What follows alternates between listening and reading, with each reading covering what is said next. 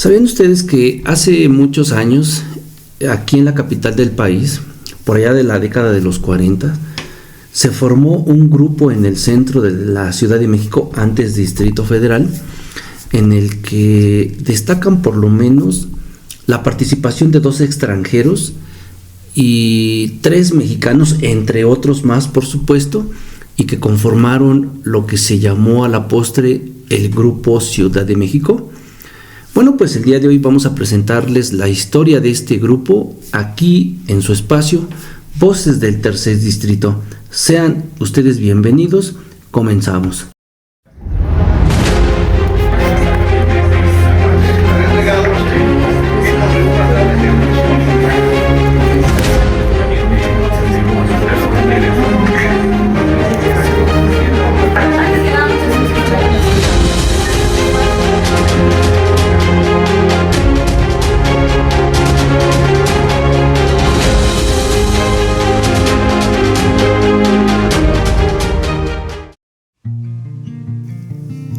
Hola, ¿cómo están?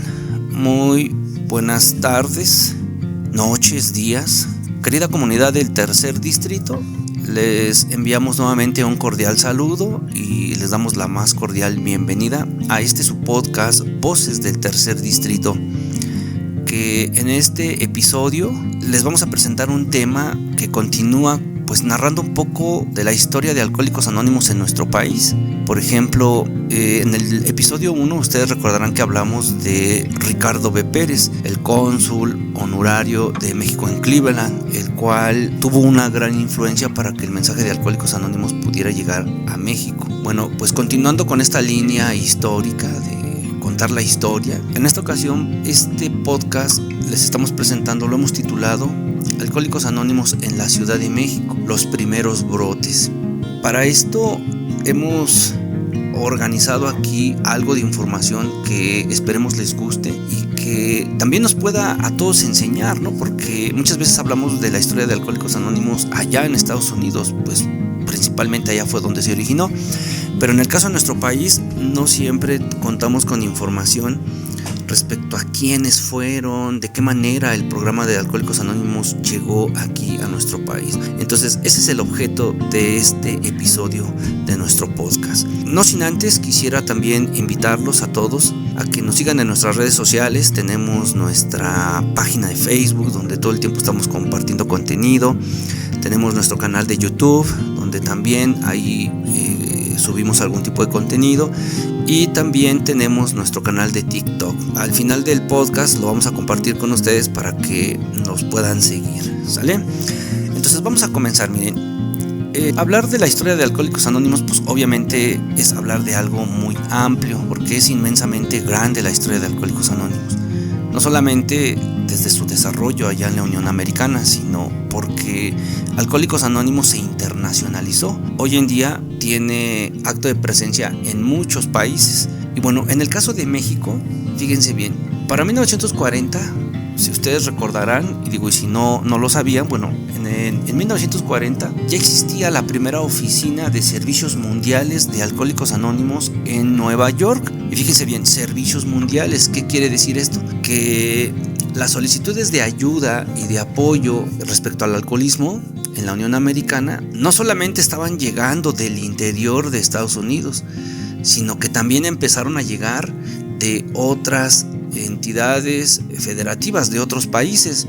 Y bueno, México, al ser un país que tiene una relación muy estrecha con Estados Unidos, no solamente desde el punto de vista geográfico, sino históricamente por cuestiones comerciales. México siempre ha mantenido una relación comercial con Estados Unidos y bueno, también ha tenido que crear ciertas políticas con el tema de la migración. Ustedes saben que muchos compatriotas mexicanos se van para allá para encontrar una mejor calidad de vida. Bueno, pues siempre ha habido una relación, además de que son países que están muy pegaditos, ¿no? Entonces yo creo que era inevitable que en un momento dado el programa de Alcohólicos Anónimos brincara la frontera hacia acá. Por supuesto que en algún momento brincó esa información hacia nuestro país. Y bueno, les decía que para 1940 ya existía la oficina de Servicios Mundiales de Alcohólicos Anónimos en Vesey Street, Nueva York.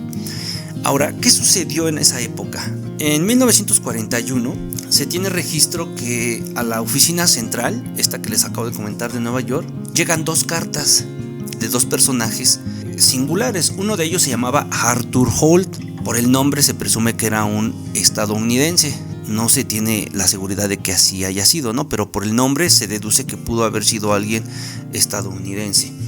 Este personaje escribe a la oficina central de Nueva York solicitando información y ayuda para 2 amigos que tenía él aquí en México. Él vivía aquí en la Ciudad de México y entonces tenía unos amigos, 5 amigos por ahí que tenían problemas de alcoholismo, y él escribe solicitando ayuda. Es lo único que se sabe de este personaje. Luego aparece otro personaje que se llamaba Jorge Salazar. Él sí era mexicano, él era mexicano y radicaba aquí en la Ciudad de México. Para ser exacto, él vivía en la calle Puente de Pereda número 5, en la colonia Centro, en el Distrito Federal, hoy Ciudad de México. Y él sí tenía problemas con su forma de beber. Él sí tenía graves problemas con su forma de beber. Entonces no sabemos cómo fue que se enteró del programa. Pudo haber sido a lo mejor a través de la labor que se venía haciendo por parte de Dick Pérez, que era el cónsul honorario de México. No lo sabemos, pero él tiene conocimiento de Alcohólicos Anónimos, y entonces él escribe a la oficina central de Nueva York solicitando ayuda. Como respuesta a esta solicitud de ayuda que él tiene, no solamente le responde en su carta, sino que también un personaje de allá de la oficina central viene a visitarlo personalmente a la Ciudad de México. Este personaje, para su información, se llamaba Wilford Carter. Era un pintor. Él decide venir a la Ciudad de México y se entrevista con Jorge Salazar en su domicilio en Puente de Pereda número 5, y le da información sobre lo que es Alcohólicos Anónimos e intenta animarlo para que abra un grupo aquí, cosa que desafortunadamente no se dio. Posteriormente a esta entrevista, a esta comunicación que ellos tuvieron, se pierde el registro de ambos. No se vuelve a saber nada, por lo menos de Jorge Salazar ya no se sabe nada. Pero en el caso de Wilford Carter, el pintor, sí, él, después de 15 años aproximadamente, se tiene noticias que él andaba por allá en Taxco y en Cuernavaca, pues tratando de llevar el mensaje de nuestra comunidad. Esos son los 2 nombres que en un primer momento aparecen como datos importantes que tienen que ver con el desarrollo de Alcohólicos Anónimos en la Ciudad de México. ¿Ok? Bien, luego vamos a hablar de otro personaje. Miren, les vamos a presentar otro personaje. Para 1946 sucede un acontecimiento mundial muy importante. Ya para 1946 la Segunda Guerra Mundial ya venía terminando. Ya se había terminado, muchos combatientes empezaban a regresar a sus países, y por ejemplo los combatientes norteamericanos empezaban a llegar a la Unión Americana de regreso. Entre esos personajes venía por ahí un señor que se llamaba Carl Dewar. Este señor, pues al llegar a Estados Unidos después de la guerra, pues ya es considerado como todo un veterano de guerra, y decide hacer un viaje a la Ciudad de México. Él estaba casado con una mujer que se llamaba Pauline de Doer, por el apellido, ¿no? De que te casas con alguien, entonces como que asumes que... bueno, eso es lo que se estilaba. No sé si hoy en día todavía sigue así, ¿no? Pero la señora Pérez es porque el marido tenía el apellido Pérez, ¿no? Entonces, en este caso, Carl Dewar tenía a su esposa, que era Paulina de Doer, y ella tenía graves problemas con su manera de beber. Paulina, inclusive, estando allá en Estados Unidos, tuvo la oportunidad de conocer el movimiento de Alcohólicos Anónimos, y en 1943 ella ingresa a un grupo allá en Estados Unidos, en Virginia para ser exacto. Entonces, cuando su esposo llega en el 46, después de la guerra, deciden viajar hacia la Ciudad de México, en el Distrito Federal, porque aquí tenían familiares. Aquí vivía su suegro, por ejemplo, vivían algunos familiares, y deciden venirse para acá, ¿no? Entonces, ella, al llegar aquí, en 1946, empieza a sentirse un poco angustiada, porque obviamente aquí en el Distrito Federal no existían los grupos, no había grupos de AA, y ella tenía la necesidad de platicar con otra persona, con otro alcohólico. Entonces, en un primer momento intentó convencer a la gente que conoció ahí aledaña, a su suegro y a sus familiares sobre el tema del alcoholismo, pero realmente esto no fructificó, no tuvo mucho éxito en ese aspecto. Entonces, ¿qué sucedió después? Bueno, pues ella, al sentirse un poco desesperada, decide enviar una carta a la oficina central de Nueva York. Ella conocía muy bien a quien en ese entonces era secretario de la oficina central y que se llamaba Bobby Burger, quien era su amigo. Entonces ella decide mandarle una carta justamente el 14 de agosto de 1946, y ella en esa carta le habla pues pidiéndole un poco de información, si conoce a alguien por acá en la Ciudad de México con el cual ella se pudiera contactar. Y fíjense bien, ella envía su carta el 14 de agosto y en su carta Pauline le escribe lo siguiente. Voy a compartir con ustedes algunos pasajes de la carta que ella le escribió a Bobby Burger. En esa carta ella le dice lo siguiente: hola, hemos permanecido aquí con unos parientes políticos durante los 2 o 3 meses que llevamos en México. Ellos entienden tanto del alcoholismo como yo entendía hace 3 años, lo cual significa que están en una ignorancia total, desafiando todo lo que nosotros les decimos para tratar de ilustrarlos al respecto, pero no es problema de ellos. Realmente no desean saber nada, aunque a veces no me explico cómo es posible que mi suegro haya podido olvidar los años de infelicidad que yo le produje a su hijo. Desde luego que yo he hecho todo lo que está de mi parte, pero él no lo piensa así. Luego continúa diciéndole lo siguiente: hasta la fecha no he tenido el deseo de tomar un solo trago en las 1001 fiestas que nosotros hemos tenido aquí, a pesar de que prácticamente soy un objeto de curiosidad para todo el mundo. No he sufrido un ataque de nadie y por supuesto he visto a algunas personas que son bebedores problema. Yo no he podido hacer contacto con alguien de forma usual. A mí me gustaría iniciar de inmediato la comunicación con el rector de la iglesia cristiana IMCA, con el propósito de poner un anuncio en la sección en inglés de la prensa o alguna otra cosa que ustedes nos puedan sugerir. Si ustedes reciben algunas noticias procedentes de la Ciudad de México, comuníquenmelas tan pronto como les sea posible. Vi en el último número del Grand Vine que el Grupo Monterrey cuenta con 25 miembros. Me gustaría saber si alguno de ellos habla inglés, porque mi español es horrible. Por tanto, voy a estudiar el idioma tan pronto como me sea posible. Si no encuentro a alguien para tratar de ayudarlo, pronto estaré escribiendo a la oficina central para que me envíen datos acerca de AA y el artículo aparecido en el Reader's Digest. Ni yo misma tengo idea de cómo extraño las juntas de Alcohólicos Anónimos que se celebraban allá. Esta es la carta que Paulina envía a la oficina central de Nueva York, pues porque ella al estar aquí, como les comentaba, pues se sentía un poco angustiada porque no encontraba la manera de poder platicar con alguien del alcoholismo. Lo que hacía ella era informar, pero no le hacían caso, ¿no? Ahora, ella comenta aquí que ya tiene conocimiento de el Grupo Monterrey. ¿Qué sucede con el Grupo Monterrey? Bueno, aquí también debo comentarles que en esa época también se tiene conocimiento de otro personaje en el norte del país que se llamaba Joe Acosta. Él era un personaje muy dinámico que allá en el norte del país andaba dando así como que información sobre Alcohólicos Anónimos. Es todo lo que se tiene conocimiento de él. Quizá el caso más sonado efectivamente fue el que se dio en Monterrey con la señora Pachita Martínez, Francisca Martínez, mejor conocida como Pachita, y su esposo Gilberto. Ellos tuvieron conocimiento de Alcohólicos Anónimos porque ellos tuvieron la oportunidad de viajar hacia Estados Unidos y allá en la Unión Americana pues conocieron todo lo que es el programa de Alcohólicos Anónimos que estaba creciendo.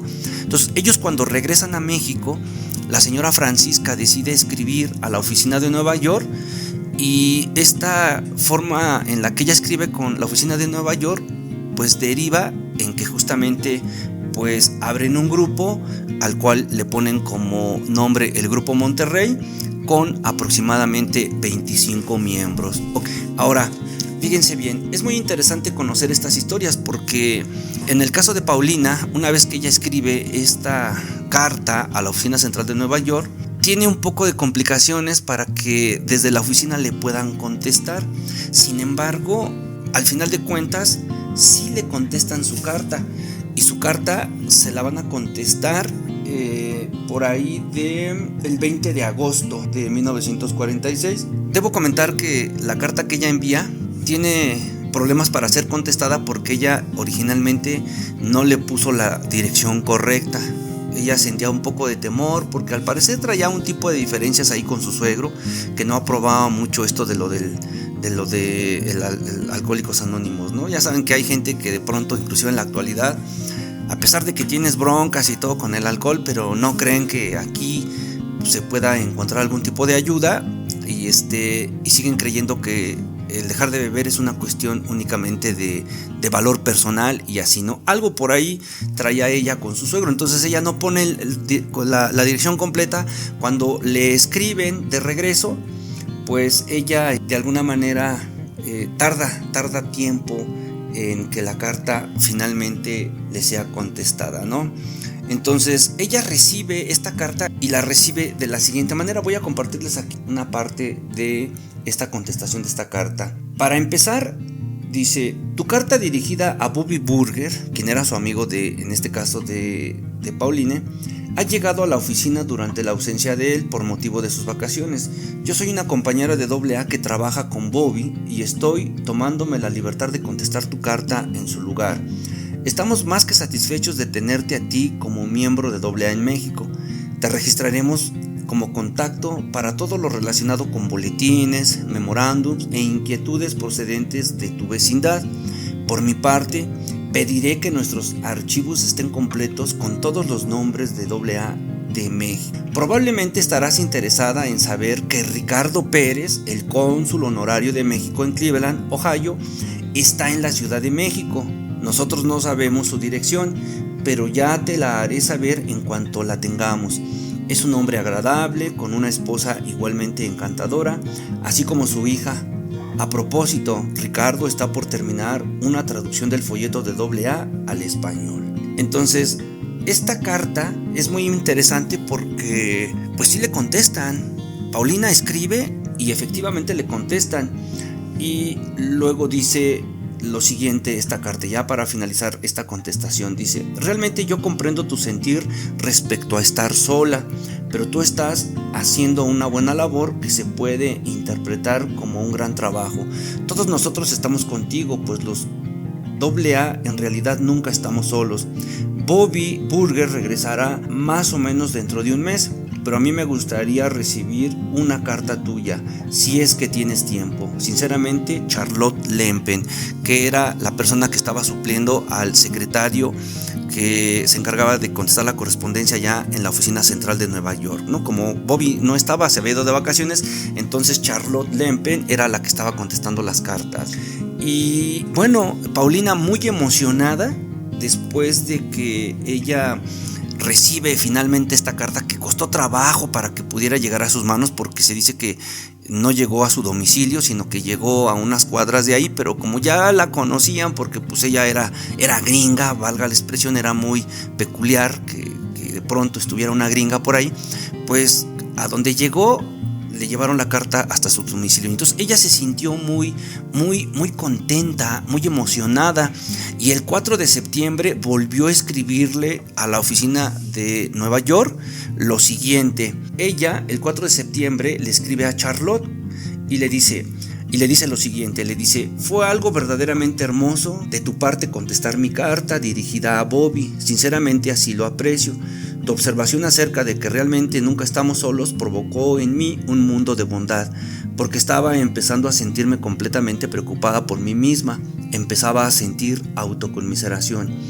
Doy gracias a Dios por la precaución de no haber anotado Alcohólicos Anónimos en alguno de los sobres que envié, puesto que a mí no me gustaría tener problemas al respecto, debido a que mi suegro se hubiera puesto completamente fuera de sí.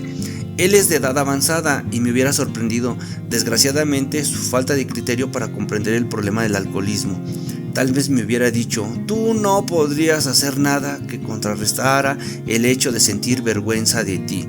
Lo digo porque millones de veces me ha preguntado: ¿qué has estado haciendo?, ¿no? Entonces ya les decía, Paulina estaba aquí en México, pero pues le había costado trabajo encontrar pues a otros alcohólicos, y además de que no iba a ningún grupo porque no existía. Entonces también en esta carta al final ella anunciaba un viaje que iba a hacer a Estados Unidos de regreso para el 23, justamente para el 23 de agosto. Ella tenía pensado regresar a Estados Unidos. Entonces, pues aquí tenemos otro de los personajes históricos. Tuvieron que ver, pues si no de manera directa, es el registro que se tiene, ¿no? Sí es muy importante comentarles, compañeros, que esta información que les estamos presentando tiene una fuente, ¿eh? No crean que son dimes y diretes, no. La historia finalmente, aunque para muchos no es de su agrado, hay gente que sí se ha interesado en ir registrando todos estos acontecimientos, o hay gente que le gusta registrar todos los acontecimientos que tarde o temprano se convierten en historia. Entonces les puedo asegurar que esta información es realmente fidedigna, que estas cartas existen. Inclusive yo, por ejemplo, les comento, no tiene mucho, a través de correo electrónico acabo de enviar un correo electrónico a la World Service, solicitando más información sobre personajes, y ya me llegó un correo, ya me lo contestaron, nada más que me lo contestaron en inglés. Necesito alguien que me lo pueda traducir para que yo pueda ver pues qué es lo que me dice, ¿no? Pero sí te contestan. Entonces esta información es fidedigna, eso ténganlo por seguro.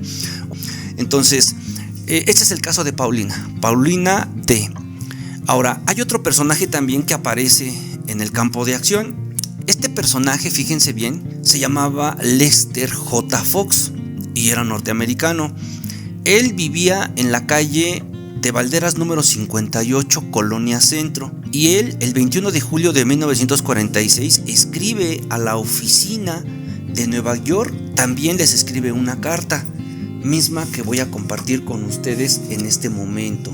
Él dice lo siguiente, fíjense bien. Él escribe: caballeros, he sido un miembro de Alcohólicos Anónimos durante más de 2 años, primero en mi ciudad natal, Chattanooga, y más tarde en Nueva Orleans. En ambos lugares trabajé duro y sin embargo mi récord de sobriedad no es de un 100%. Aquí en la Ciudad de México el campo de acción es muy amplio, yo lo he comprendido así. A mí me gustaría saber si ustedes tienen folletos y libros traducidos al español. También desearía saber qué es lo que necesitaría para formar un grupo aquí. Una recaída a estas alturas sería como despeñarme de una montaña. Mis mejores recuerdos, Lester J. Fox. Entonces, ¿qué es lo que se dice de este personaje, Lester Fox? Lester Fox era un alcohólico al parecer muy inestable, como muchos que hay, ¿no? O sea, por una parte sí quiero estar en la comunidad, pero por la otra parte critico, y por otra parte pues nunca dejo de beber, ¿no? Y al parecer este era el caso de este personaje, Lester Fox. Él inclusive se dice que realmente nunca dejó de beber, que con sus recaídas inclusive provocaba que algunas personas que de pronto pues le creían y se trataban de acercar a él, pues inclusive volvieran a beber. Y bueno, el 14 de agosto de 1946 llega la contestación a la carta que Lester Fox envió a la Oficina de Servicios Generales, y en esa contestación le decían: muchas gracias por tu hermosa carta del 21 de julio, me disculpo por el retraso de la contestación a la misma. Por separado te envío un pequeño suplemento que es un complemento de nuestra literatura y otro que explica las formas por medio de las cuales tú podrías registrar a nuestros miembros mexicanos.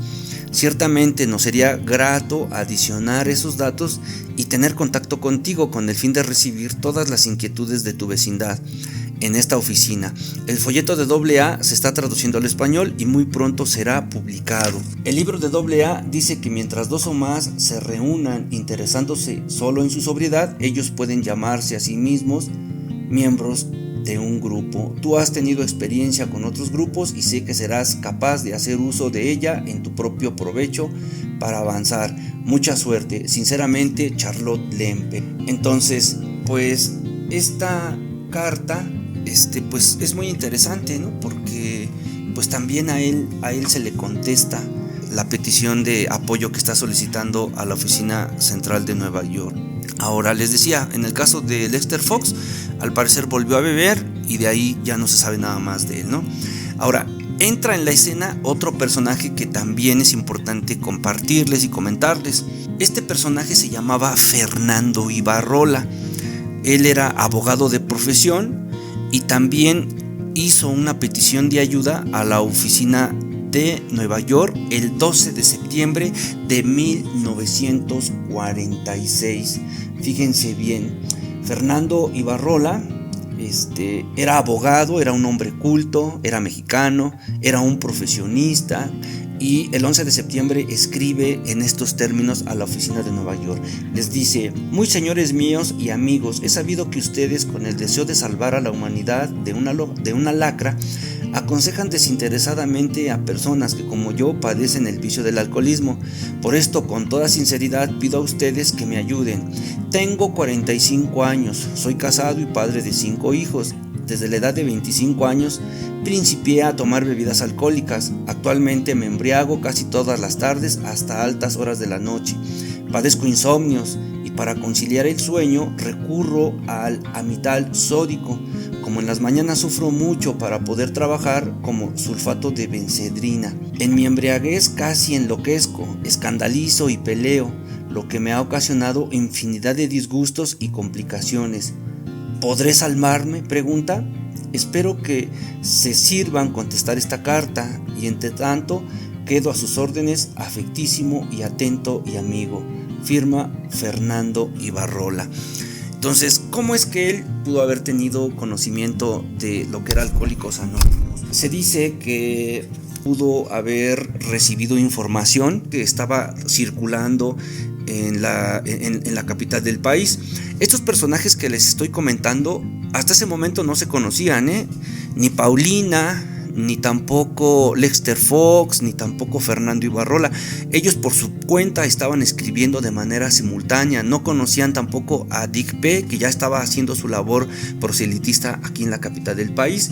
Entonces, es muy probable que Fernando Ibarrola haya tenido acceso a esta serie de informaciones que dio Dick P., ya que el periódico El Universal, el 10 de septiembre, un día antes de que Fernando dirigiera su carta a la oficina de Nueva York, el periódico El Universal publicó un artículo en el cual decía lo siguiente. Fíjense bien, se los voy a compartir. Dice: organismo confidencial para ayudar al alcohólico a salir de un abismo. Y decía: dos misteriosas letras indican en su brevedad una de las más extraordinarias luchas que la humanidad emprende contra uno de sus más grandes enemigos, el alcoholismo. AA son esas dos letras que en Estados Unidos han provocado una verdadera, aunque silenciosa, revolución, devolviendo a muchos hombres la fe en la vida y a mucha gente la felicidad perdida. Esta segunda parte había una segunda parte del artículo. En esta segunda parte del artículo decía: AA ha establecido oficinas en Nueva York a las cuales no es preciso recurrir, pues basta escribir al apartado postal 459 Grand Central Annex, Nueva York, 17 en Nueva York. Entonces es muy probable que él haya tenido información respecto a estos periodicazos que se estaban dando sobre el nacimiento de Alcohólicos Anónimos, y eso le llevó a hacer esta solicitud de ayuda. Ahora, la persona que recibió la carta de Fernando Ibarrola pues fue indudablemente Charlotte Lampen, quien estaba encargada, ya les decía, de la oficina debido a la ausencia de Bobby Burger, quien era realmente el secretario titular. Ahora, es muy importante comentar también que Charlotte Lampen tuvo la gran intención, la gran idea, ya que estaban llegando estas cartas que coincidían en tiempos, en el mismo lugar, tanto la de Pauline D. como la de Lester Fox, el trabajo que estaba haciendo Dick P. y el de Fernando Ibarrola. Ella tuvo la intención en un momento dado, pues como de ver si se podrían contactar entre ellos. Y bueno, pues finalmente lo logró en un acontecimiento que sí sucedió más adelante, porque esto dio la posibilidad de que se llevara a cabo la formación de un grupo aquí en la Ciudad de México. Entonces, el 17 de septiembre de 1946, fíjense, desde la oficina de la Central de Alcohólicos Anónimos, le contestaron finalmente a Fernando Ibarrola.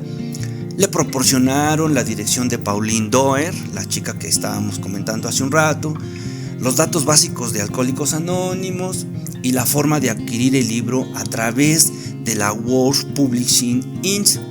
Y también le enviaron la promesa de seguir manteniéndose en contacto con él. El 11 de octubre, Fernando Ibarrola decide enviar otra carta a la oficina de Nueva York, inclusive también envía la cantidad de $250 por el importe que en ese entonces tenía el libro de Alcohólicos Anónimos. Sin embargo, no le pudo llegar, ya que en esos momentos había algunas movilizaciones sociales allá en Nueva York, cosa que no permitió que finalmente ese material le llegara, ¿no? En su carta del 11 de octubre les comenta lo siguiente.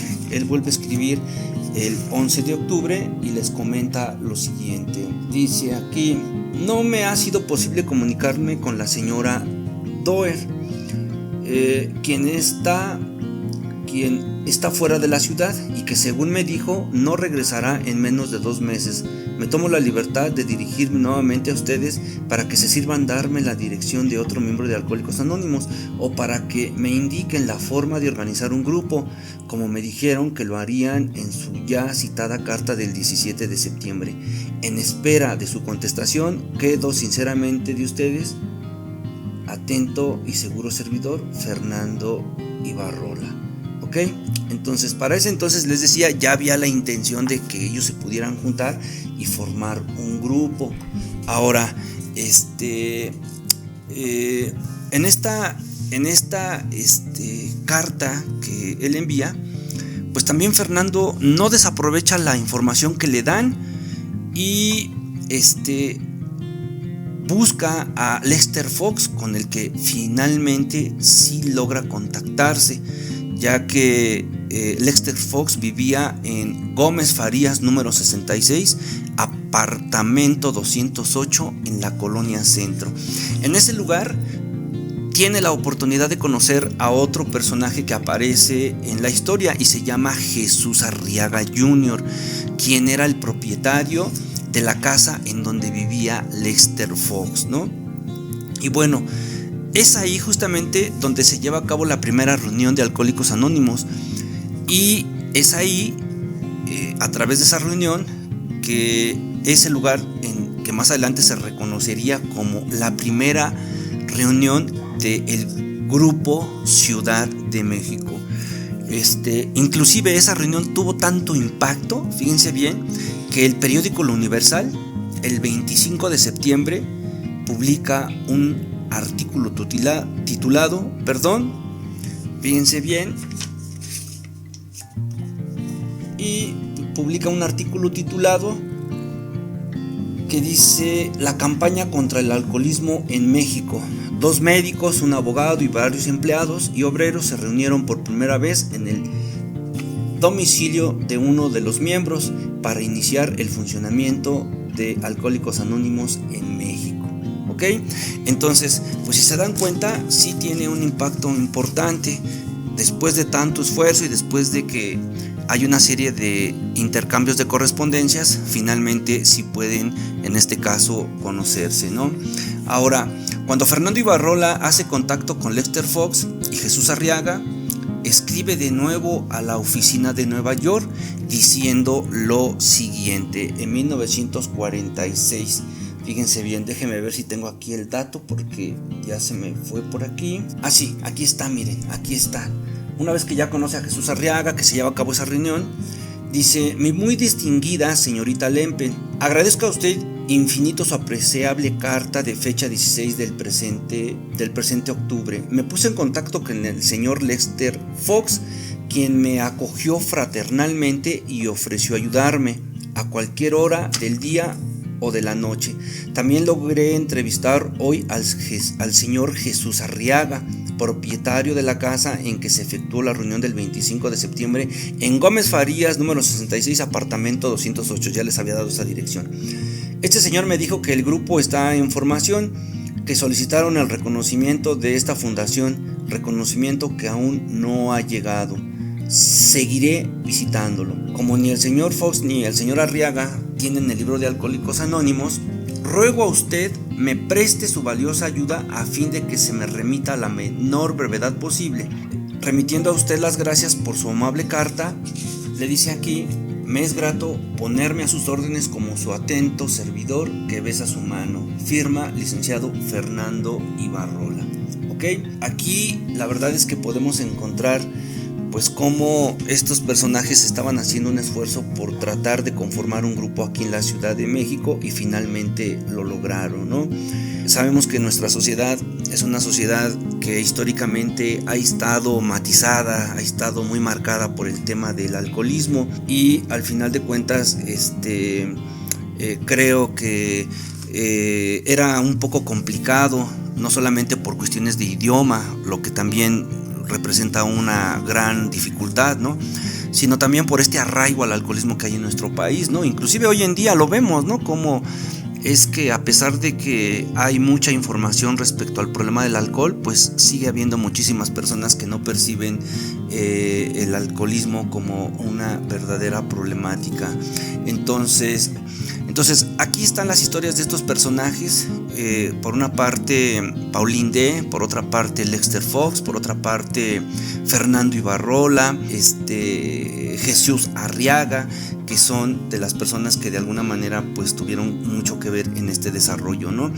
Y bueno, esta última carta de Fernando Ibarrola a la Central de Nueva York le llenó mucho de satisfacción porque representaba para ellos, fíjense, allá en Nueva York, el florecimiento, el inicio de Alcohólicos Anónimos en la capital del país vecino de México. El grupo Ciudad de México fue registrado en la oficina de Nueva York el 29 de octubre de 1946 y Charlotte Lempen es la que contesta esta carta el 31 de octubre de ese mismo año diciendo lo siguiente.